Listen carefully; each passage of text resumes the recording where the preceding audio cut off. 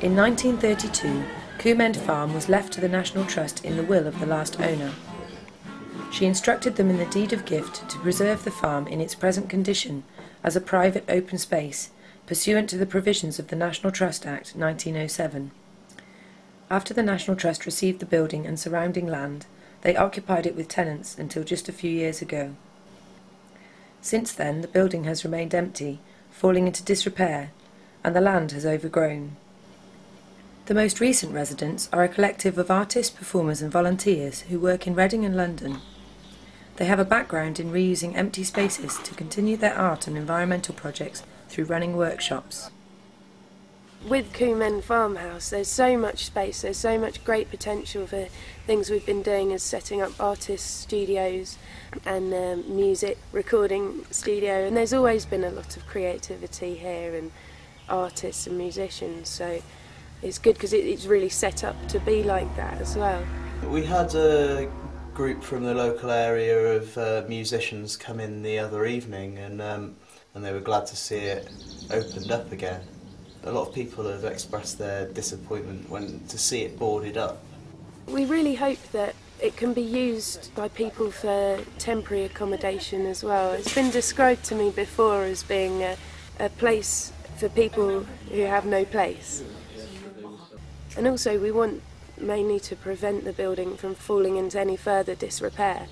And you can see where we've got mould growing on the walls, so we've opened the windows to try and dry the room out a bit.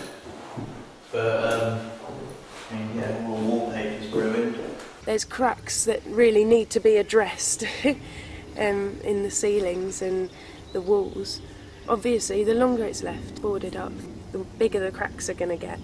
This is one of the major problems with the house, this big crack here, and what we think this is being caused by is that there's a TV aerial attached to this chimney stack, and it seems that when the wind blows it moves it around and has caused this damage to the chimney. Some of the old residents here have come back and they said that these things are surveying the cracks, and that they were there before they left, so that's nearly 2 years that they've been on the walls for, and so they know about the problem but nothing's been done. What I was thinking was about our civilization is that we don't value the past, we only value certain bits, just as we value certain bits of green space. Now this house, as far as the National Trust is concerned, won't ever make them enough money to justify the repairs, so they're in a bit of a difficult position, and I understand that. But this house has got tremendous energy.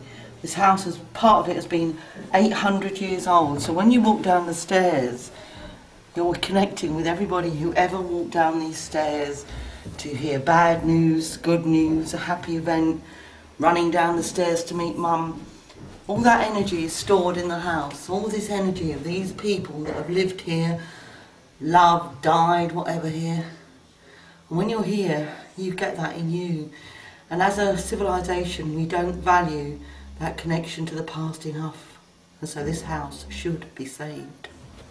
Well, I can completely understand that this issue of listed buildings is a problem, because sometimes it almost makes more sense for the building to be left to be condemned.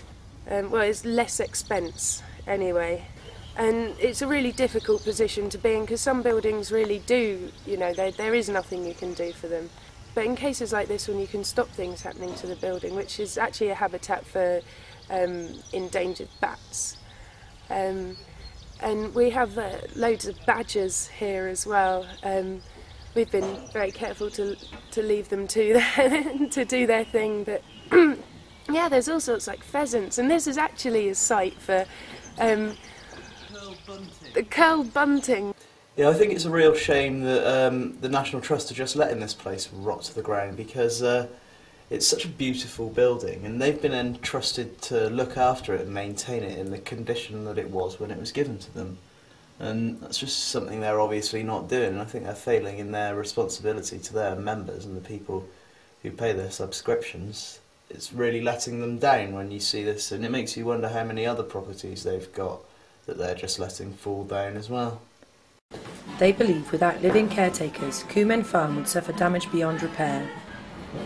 They would offer this service free of charge, but unfortunately the National Trust would not enter into agreement for the group to stay there, and so the future of Coombe End Farm is now uncertain.